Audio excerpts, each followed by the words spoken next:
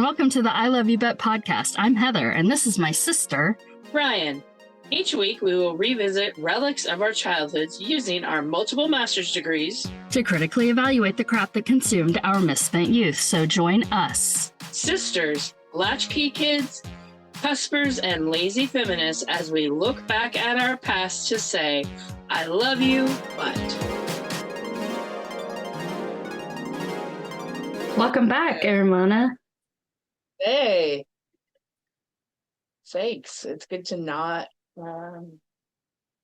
be in a closet. Just a reminder, nobody deserves to live in the closet. The sound quality may not be as crisp as you had come to expect, your listeners, because it was so professional before, but 100,000%. We decided it was better to get you content that you could listen to, even if it didn't sound quite as good. And we're kind of back, we're kind of not back. So like we're recording doing this the Davis way. We're not sure when it's actually going to get released. But hey, that's okay. Merry Christmas. Happy Halloween. Thanksgiving's awesome. Woo! Happy New Year, everybody. 2024 is going to be excellent. We'll just get them all. Hit them all. And I was going to say we should follow the whole SAG-AFTRA thing and like not talk about stuff, but then it was like, first of all, we are not members of that union, so we can do whatever we want. And second of all, apparently we're on the verge of World War III. So I feel like if we just want to talk about some shit that we watched, then it's okay. It's not going to be the end of the world. World War III is going to be the end of the world. So we can. Yeah, I feel like we can talk about whatever we want. Does that mean we don't have to be like woke sensitive either? But have we been? Maybe I should have some Baileys in my coffee. I don't know if that's going to help. Maybe you just need some espresso to wake your brain up. This is the second cup. How'd you distract yourself during our overlong break? So many ways. I'm going to name a few. So I've started paint by numbers. What is that? It's a sunflower. Oh, is it? Yeah, I don't know what happened to the original picture. Are you just going to do like half of it and hang it up like Frenchie? You know what? I was kind of thinking that I wanted to leave some blank, kind of like that painting in Greece. Greece. Yeah. And like give them away. So you might get this for Christmas. Oh, cool. I don't know. I have another one. I bought two. I probably should have started working on the other one first because it's a fall one. But it's not like on a frame, so it's all like it's bigger.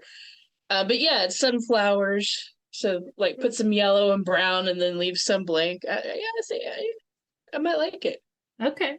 So I've done that, which is why it took us a while to get back to this. How have you wasted time? Well, I had a double feature a few weeks back that I very much enjoyed. I watched Don't Worry, Darling. And I watched The Menu.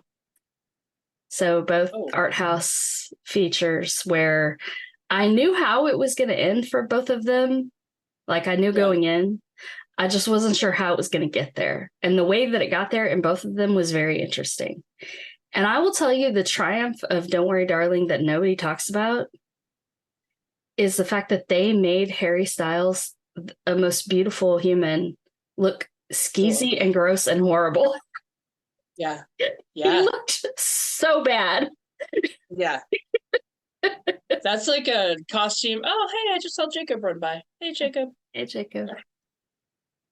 Yeah, that's like an automatic costume Oscar right there. Like, yeah. Best costumes. Like, I mean, as soon as you saw him, you were like, oh my God, this guy's a loser asshole. Like, as soon as you, like, I was like, oh no, he's a loser asshole. Like, it's the most loser asshole thing I've ever seen in my entire life. And they transformed Harry Styles into it. Like, yeah, I'm pretty sure I went on at least one date back in my single days in my, app dating days with a guy that looked pretty close to that. So, yeah. Sorry about but that, then babe. it's like that's just gonna like feed into that girl narrative of like I can change him and be like, look how beautiful he can become. Like, No, no, no, no, no, no. That feeds it's into like that man will tie you it's like Beauty down and the Beast. and put It's like you in a Beauty and the coma Beast. and rape you virtually. Like, no, no. This is not like Beauty and the Beast. Hey, you know what? Like going back and seeing the shit we grew up watching, we don't have a leg to stand on to talk It is about. like, no, because the movie was not about her turning him into something beautiful. No, That, I know. No, I meant, but that's like the takeaway that stupid women will take. Sorry, it went down a road. Whatever. Edit that out too. did you forget how to be interesting on a podcast? Are you okay? I think so. No, Okay. I don't know. We'll keep trying.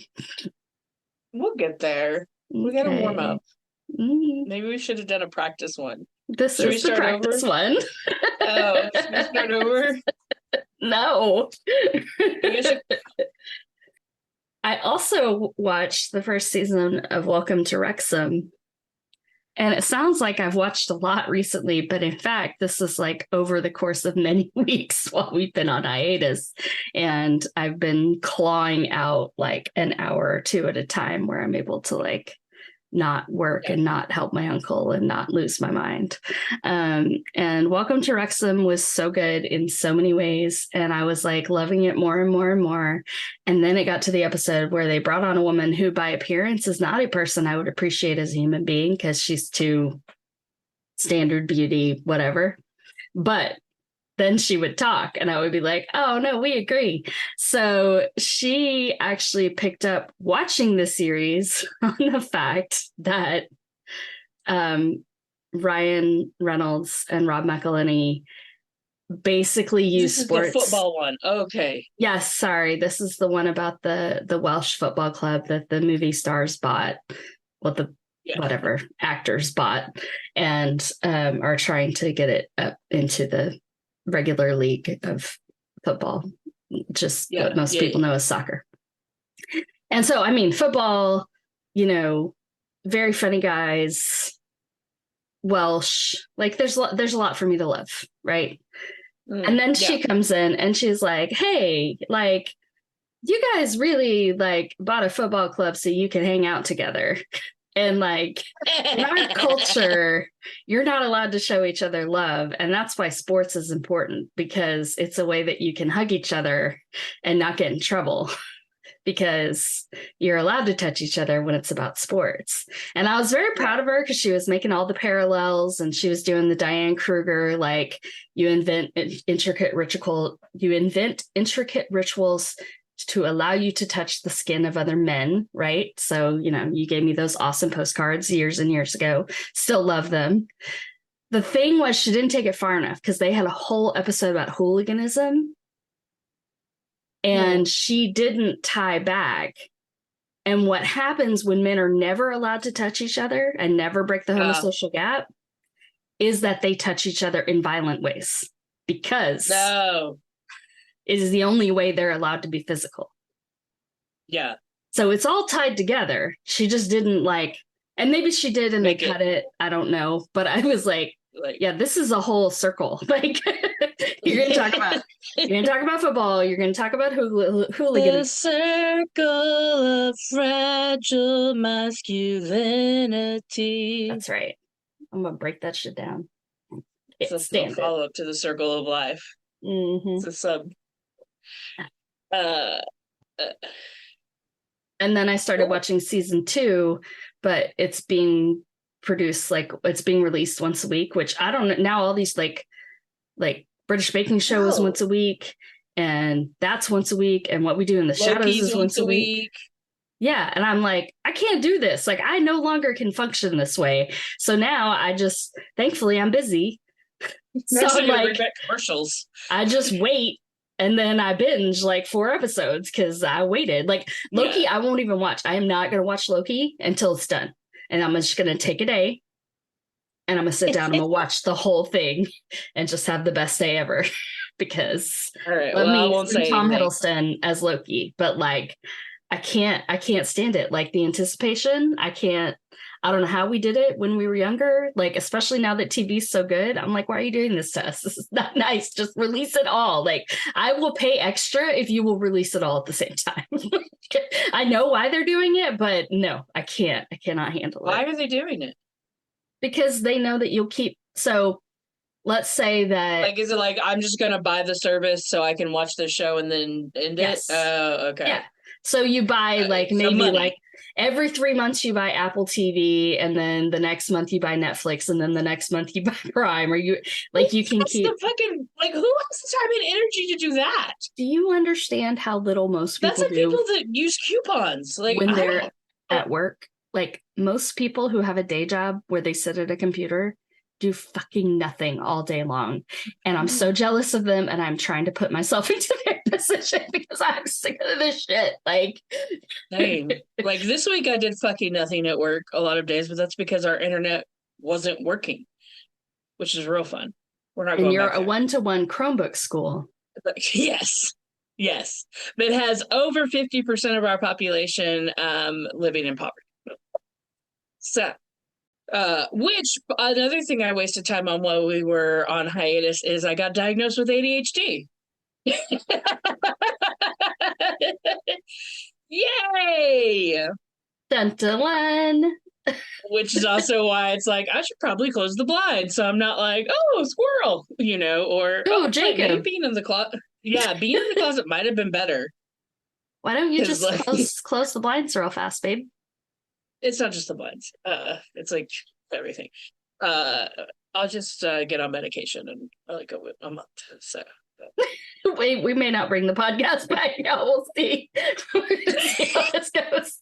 We're gonna stack them up for you till we make sure we have some good content. We're gonna Loki this Until shit. Brian gets medicated. I don't know. I think my ADHD makes me a more interesting person, if you ask me. It may not make you a very good podcaster, though. Yeah, yeah, yeah, yeah. I don't know. Mm-hmm. I don't know. Speaking of medication, Yeah. Hmm. I also got a referral to see a psychiatrist. And for those of you We've out been there, working on our mental health, y'all. yeah, well, I mean, it got to the breaking point pretty much. I was like, I can't That talk makes you sound without. like you were suicidal, so maybe we should clarify. I had no suicidal ideation. There are other ways to have breaking points. As I told my Love your students sweater. this week, thank you. I got it at Sam's. Yeah, I'm that bitch that shops at Sam's for clothes. Whatever. It's cute. It's a French black and white striped sweater. Mm-hmm. And so I told my students this week we were talking about surge capacity, and quit looking away. I'm not. I'm looking down at you. I'm gonna put you in the closet. Never mind. Closets are good. Take it back. Closets have their uses. So talking to the kids, and I'm like, all right, surge capacity. So basically they talked about this during COVID, that like how were hospitals able to go above their capacity. So they talk about surge capacity and that it's like 150%, but you can't maintain it forever, right? It's not sustainable. So then we talked about how is that true for us as individuals? Like right now they're transitioning from high school to college.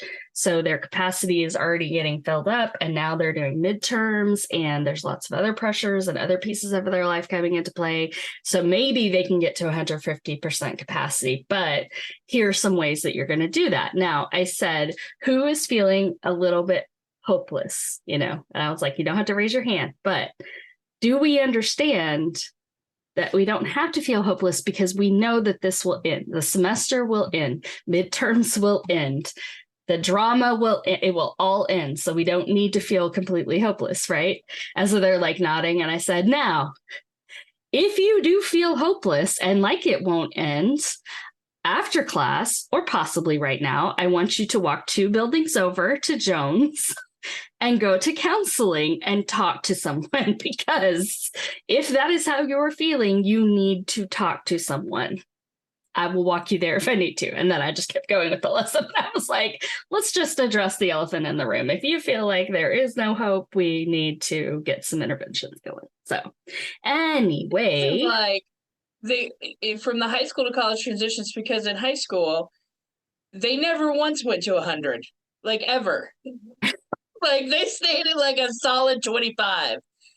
Like a couple of them may have gone to like 75 at one point during like theater season or football, even the sports people, because like even if, then school's like 5 and football's 20, like they never go. Like, I mean, I see my students all the time and they're in college now and they're like, oh, Miss Davis. I was like, I know, friend. I know. Like, I saw one last night and he was like, yeah, I just had like 4 midterms. I was like, yeah, we really didn't prepare you, did we? And he goes, no, you really didn't. He goes, well, you prepare me in the sense that if I do nothing, then I fail. I was like, well, that's good. I'm glad we didn't like, just like, yeah. Yeah, ours. Yeah, so they're not like, it's not that they're going from 100 like to 150. They're going from like 25 to 150. So I mean, and sorry some of about mine that. are a little bit more go-getter-ish and, like Yeah, a no, little I'm not more. speaking for like, but even my like go getter ones, it's like, hey, when I said you need to turn that in, I meant you need to. Yeah. No, I know. I'm literally sending them reminders every week, like, hi, you're going to fail my class. You have to turn stuff in. Hi, you're going to fail my class. You have to come to class. Crickets, nothing. Oh, yeah, no, this is one we were talking about, and like, okay, so I started listening to Gareth Reynolds and Jake Johnson's podcast. We're here to help, and they're like, if you have a problem, email us. So of course I'm like racking, like, okay, like half listening and half going, what problem can I email them so I can be on their show? So I just want to talk to them, and I want to be like, all right, y'all, can y'all fix this problem that we have that high schools now have post COVID, where kids come to school but they never go to class. Like we have kids who have been to a class once the entire semester, and it's October. Like we're two months in, and they've been to a class once, and it's not Yeah. because they're not in the building. They just don't give a shit. So your mother was going off. I mean, she was sounding like such a boomer. And I was like, all right, lady, you got to slow your roll because every older generation has been talking like this since there was school, since only white people could go to school, since only white men could go to school. Like, slow your roll and Since everyone was in the same room. Recognize they're seeing people with hundreds of thousands of dollars of school debt not be able to get jobs to pay that debt off. They have watched people die. They have watched people be failed by the medical. They've watched people failed by the government. They've watched people be failed by corporations. Like, what hope do they have? Like, honestly, if I'm 18 years old right now in this country, unless I'm living in some kind of like very sheltered existence of like, yay, yay, rah, rah, white people are the best and God's going to make everything okay. If I'm not in that existence, I'm not upper middle class. If I'm working class or working poor, I'm like a freaking peasant in the 19th century, 17th century. Like, man, I got to go dig some fucking turnips, I guess, so I have something to eat, but fuck everything. Like, what do I care? I don't need education. I don't need, like, how does any of this serve me? What's the point? Like, what am I? No one cares about my contribution to society because no one cares about me. So why should I bother? Like, yeah. I mean, well, yeah. And then like with my kids, it's like, you talked about working poor, and like on top of that, it's like the gun violence in our city's gotten so bad that it's like they're losing friends. Yeah. Every year, it's not that, and the only thing we're worried about is the gun violence in the schools, and it's like that's not right. Yeah. I know it's an issue, but it's certainly not our issue here in our little community, No, I understand it, and it's just hard, and it's hard, like, because we grew up in a generation where we were told, like, because I fight that boomer kind of mentality or that older generation mentality. It's like you have this opportunity to get this free education, you know what I mean, and like I understand that if you see your world and all you see is like all I'm gonna do is work in fast food for the rest of my life, what's the fucking point? And like we were brought up in a generation where it's like, well, if you get an education, then you won't. And it's like, that's not true anymore. Yeah, but also like how motivated were you to get an education when you were getting it for free? I went to class. Yeah.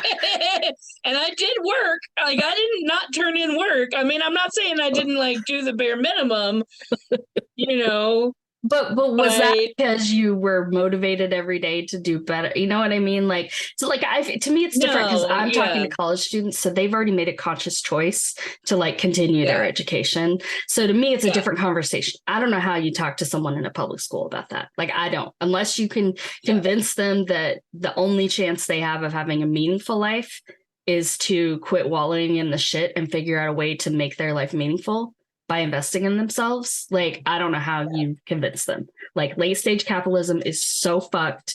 Like yeah, globally, everything is a yes. goddamn mess. Like, It's I, like it's just constant id.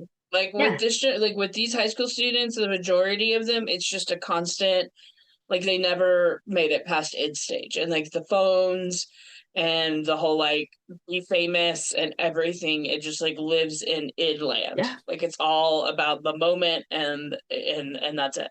And they're There's no biologically future thinking. predisposed to be interested in that anyway. So we're just like feeding them cocaine. Like, I was Yeah. actually going to talk to you because I've been thinking about it. I think it's, I don't remember which celebrity couple, but there's some celebrity couple that like their kids don't have access to the internet. Like they have like text based Oh, you phones. told me about that. Oh. You told me who it was. It was And the more I've thought about it and the more I've watched your son behave, the more I'm like, "Hey, that may be what he needs, quite honestly.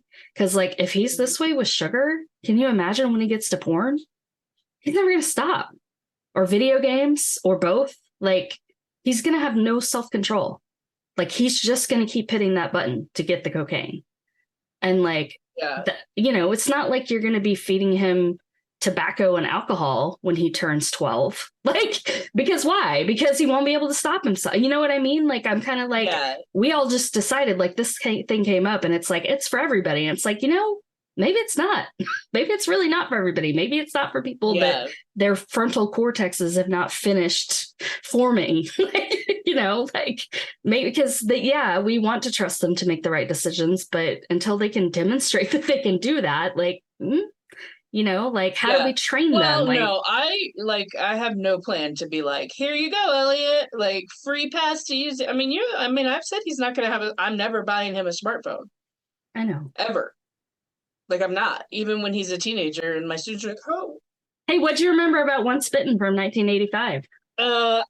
Jim, okay, I remembered a lot. Are you ready? Yes. Okay. Jim Carrey becomes a vampire. I remember dorky guy, sexy vampire. That's it. And then like And then I put 15 minutes in, I was like, oh yeah, they were all obsessed with virginity too. Forgot this I movie didn't was remember about that. No, I think I like as it started, I was like, "Oh, was there like a Eurotrash vampire?" And it was like, "Oh no, just super gay." Other vampire. It was much better than what I remembered. uh yeah. Cleavon Little. Sebastian is the star of this movie. I wrote at one point Sebastian equals Arthur's Butler times Hollywood,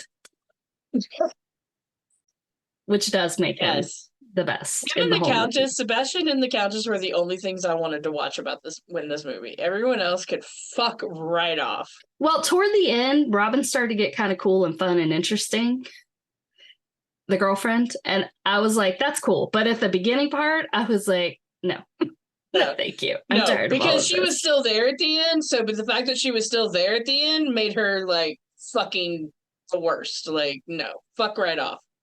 What, Robin? At the end? Yes, Why? yes, because she was still trying to save his ass when he was a piece of shit, like He an was absolute gaslighting, cheating on you, piece of shit, like piece of shit. I I all right. fucking hate this movie. Oh my god, I thought this movie was hilarious. I went in with no expectations other than this movie's going to be a piece of shit, and I wrote pages of fun stuff. Like this is I like, am so angry with like how these movies have set a whole generation of women up to accept substandard treatment from men, like heterosexual women, substandard treatment for men. I am fucking done with it. So we may not be arguably, able to watch any though. more 80s movies at all. Uh oh. Well, I don't think the 90s are going to be any better for you. Arguably, though, did it set us up to realize how lame straight guys were and that we were just going to have to accept that if we were going to be heterosexual? Like, there is an argument to be made, especially in this movie, for that, I will say. Instead of demanding better? Yeah, especially because they're in fucking high school. What better is she going to get? I mean, she could have been with what's his name that was so cute little guy, the friend. Oh yeah. Why friend. do I always fall in love with the third sidekick? Every movie, it's the third sidekick. So cute. I'm like, he's cute. What else is he in? It's like fucking nothing. Nothing. Nobody in this They're is never in anything, or like a backup dancer. I'm like, hey, you with the dark hair, the cute little, oh, not quite as terrible as the rest of them. So when I was searching for this movie, I started typing Once, and then the movie Once came up, and I was like, oh, I wish we were watching that instead. I know it's not spooky season, but that would be so much better than whatever the fresh hell I'm about to get into. Then I was curious from the beginning, like, is the MGM lion going to be embarrassed by this movie? Because, you know, it starts off and it's like, fierce. And I was like, oh, MGM lion, you don't even know. And then it showed up. It did in the movie. Bitch walking, like, first of all, that was not my experience when we went to LA. No, none of that was our experience in LA, for sure. I mean, arguably, LA in 1985 was fucking lit.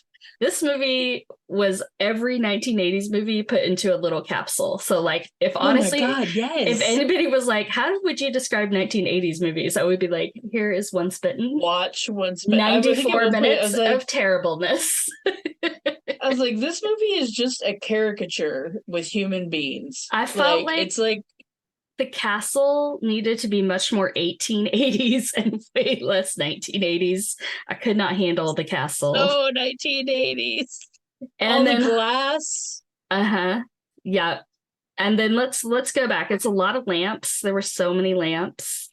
I don't understand cold blood. I don't understand why a vampire would enjoy that. Like, that doesn't, like, I don't know. Maybe it's like cold brew. I don't know. I felt like it was a little weird. But before we get too far, would you like to give a brief synopsis of the film, Ryan Davis, or shall I attempt to give a brief synopsis of the film? I'll go, and if it sucks, you can go and cut mine out. How about that? Okay. In 1985, near LA, suburbs of LA, Mark Kendall, good job, is a sex-obsessed virgin whose girlfriend won't sleep with him.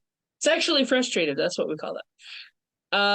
Encounters the Countess, a 400-plus-year-old vampire who must have the blood of a virgin before midnight on Halloween, or she gets old, which is obviously the worst thing in the entire world. And hijinks ensue. That's actually pretty good. And also, you know exactly where this movie is from the start. It's very much like, hello, Countess, wake up, here's your cold blood. Yes, and I must enjoy the blood of a virgin 3 times before Halloween, or else. Like, okay, here we go. We know what the plot is. So as I wake up asleep in my aerobics workout gear. 100%. That's what I'm saying. This movie is like, if you want to know what the 80s movies are, it is this movie in a nutshell. Like, she wakes up in her aerobics outfit. Like, who even sleeps in that? But she was ready. She got on her little exercise bike right away. So I didn't know that rosary on. I don't know why, but I always thought Lauren Hutton was actually British. She's not. She's American. She's gorgeous. She's like modeling in her 70s, but I looked on her Wikipedia page and oh my, she has some very interesting quotes. So if you want to be entertained, she's looking out the window again, y'all. This is not going to work. Would you like to know the moment I knew this movie was going to be really bad? When I saw there were 3 screenwriters. I did enjoy in the scene where he's trying to get busy with his girlfriend in the ice cream truck. Ice cream truck. And there's the oil digger in the background, and like everybody else is like, we all fucking at the oil field. Why are we all fucking at the oil? I was like, does nobody have a house? Like, what is happening? But then I didn't understand because he lied about being in college. So then for the first part, I thought they were all in college, and I was like, what? Same.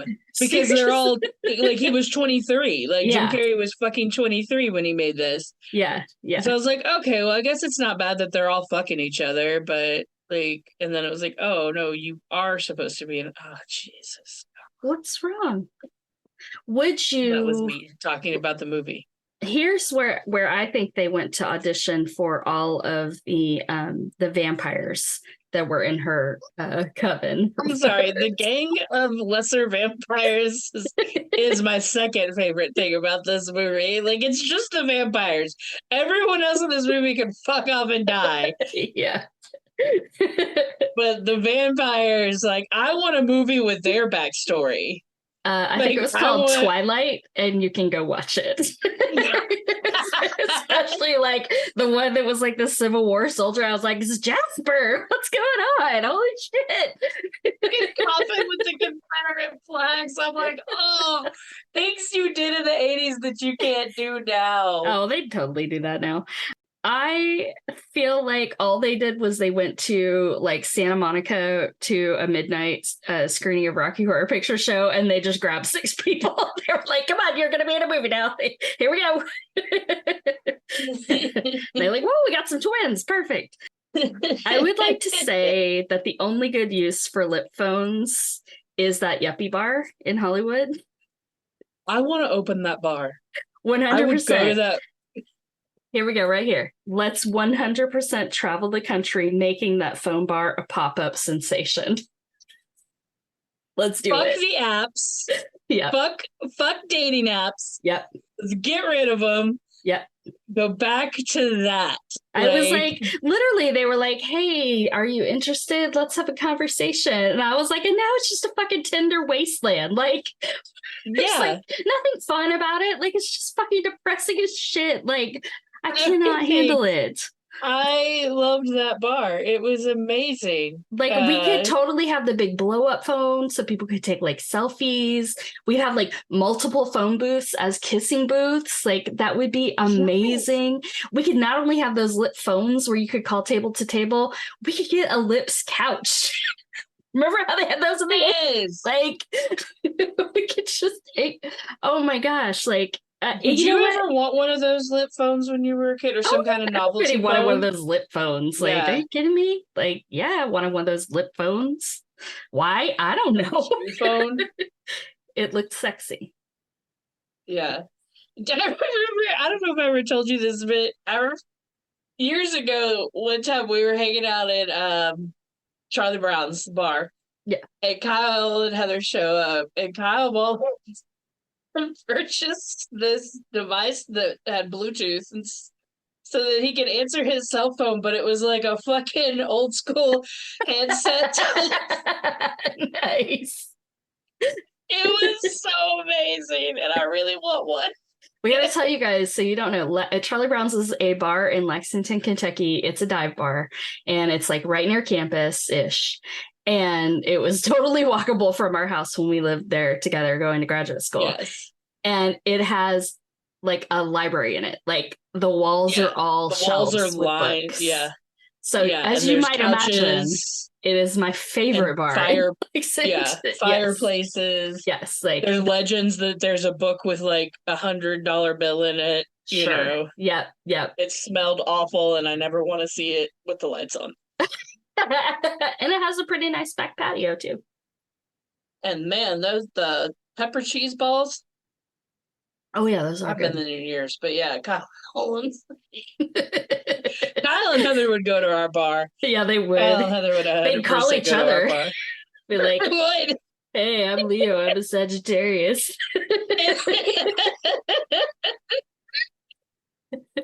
I love that she like at one point she's like, I'm so old, I forgot what sign I am. I'm like, why? Like in the mid 80s, hadn't they it wasn't that like a late 70s thing where everybody was all about their signs? I mean, I know it's I come don't back think so. now. I think it was still the 80s. Like I Okay. think that to me is still very 80s. Because you remember the redheaded sex pest, Uh-huh. which again we have a redheaded sex pest was like, I'm a Sagittarius, but that was like his line. Ugh. This is the best worst movie soundtrack I've ever heard. This soundtrack had to be So everything. terrible. It had to be everything. It had to be an adventure soundtrack at one point, and it was a vampire soundtrack, and it was a comedy soundtrack, and it was like a romance sexy soundtrack. Like, and they did it all, and it was so bad. And then I looked it up, and the guy that composed it also composed music for Monty Python, and that's why it was so good bad. It made me very happy. Interesting. You were talking about the writers. The main writer blew through all his money before the movie was released and ended up as a video store clerk. Yeah. He pulled the opposite of a Quentin Tarantino.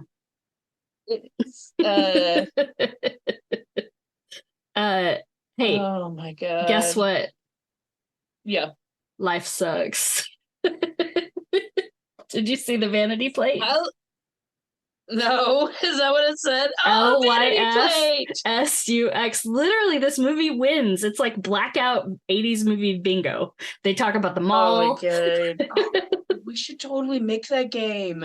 I did. That could be our first merch. I put it on Instagram months ago. 80s movie bingo. Well done. Unmedicated ADHD.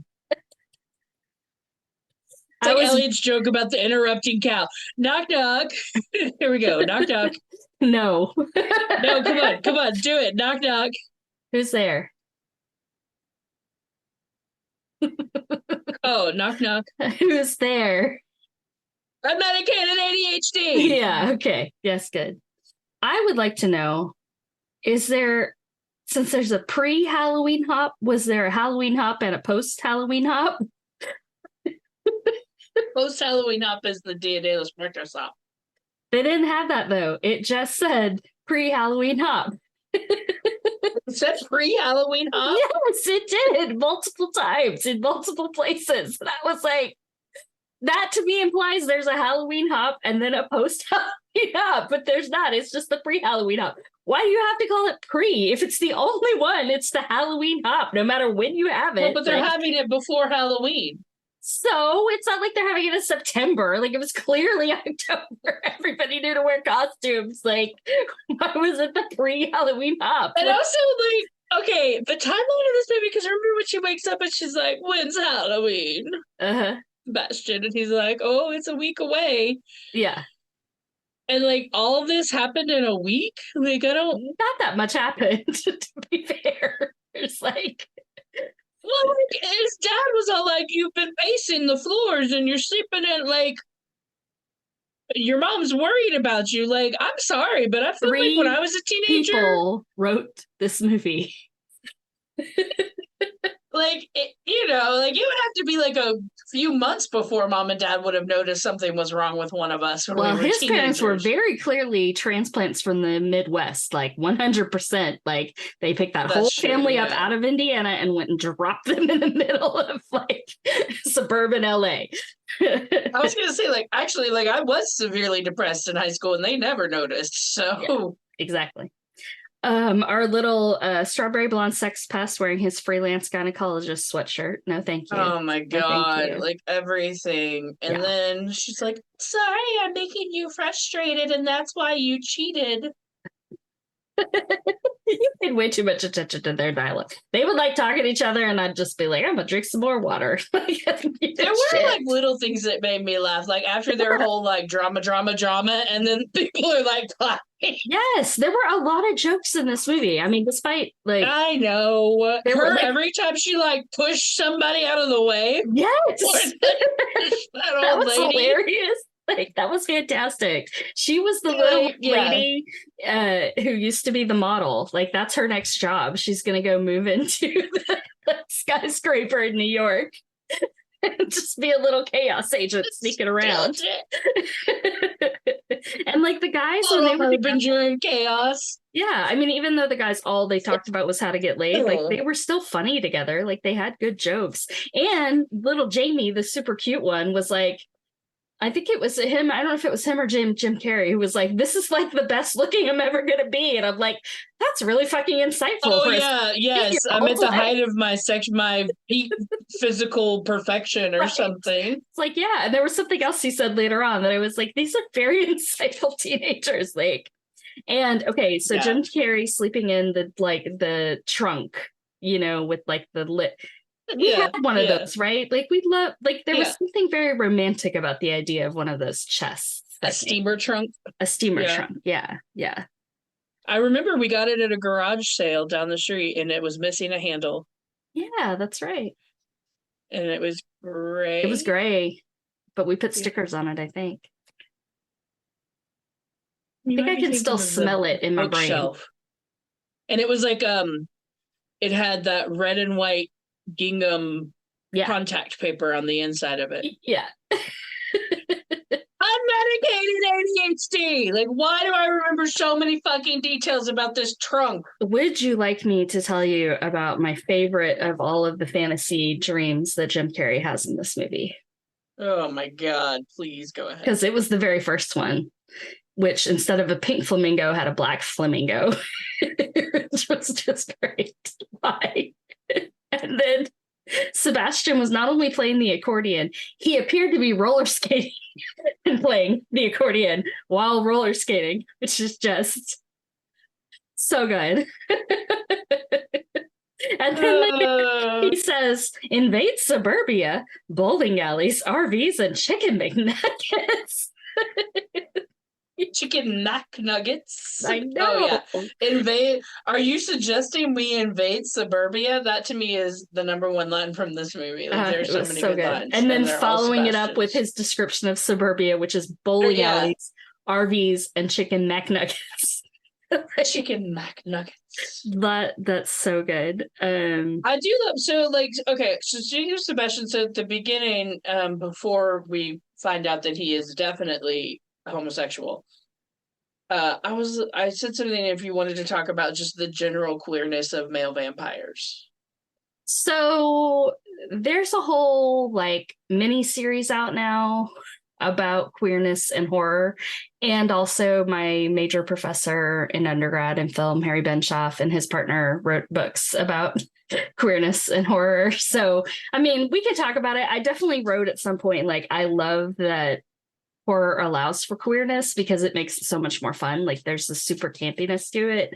However, this movie in particular was called out in the celluloid closet because Sebastian was so stereotypically gay, which I'm like, at least he was there. I mean, it wasn't he wasn't bad. He wasn't the bad guy, and he was hilarious. And then also the whole shower scene, it was playing gay for laughs. That was that was bad. Like the whole fag alert, and I'm only saying that because I'm quoting the movie. But was it bad?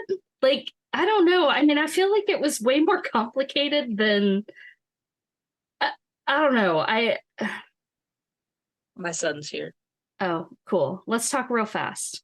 So here's another way these 17-year-olds were wise. When they go to the laundromat and the kid's check the underwear, you can learn a lot that way. I was like, that's actually really good advice, because if anyone checked my underwear at the laundromat, they would be like, girl, you don't give a shit. Correct. No sexy lingerie, never sexy lingerie. I have functional underwear. But if that is how you want to choose to decide how I'm going to, live that part of my life, you will be wrong. However, you have no idea how many scenes I have written in laundromats, set in laundromats. It's ridiculous. How many laundromat scenes I've written, and yet none of them ended with somebody getting stuck in the dryer. So I really feel I missed funny. out. I did not see that coming. And then they shrank his shirt and his pants. Yes. Jamie's so cute. I know, he is really cute. What's going on with that house? Why are there so many entrances and exits and slides? Did you ever watch Glass Onion? No.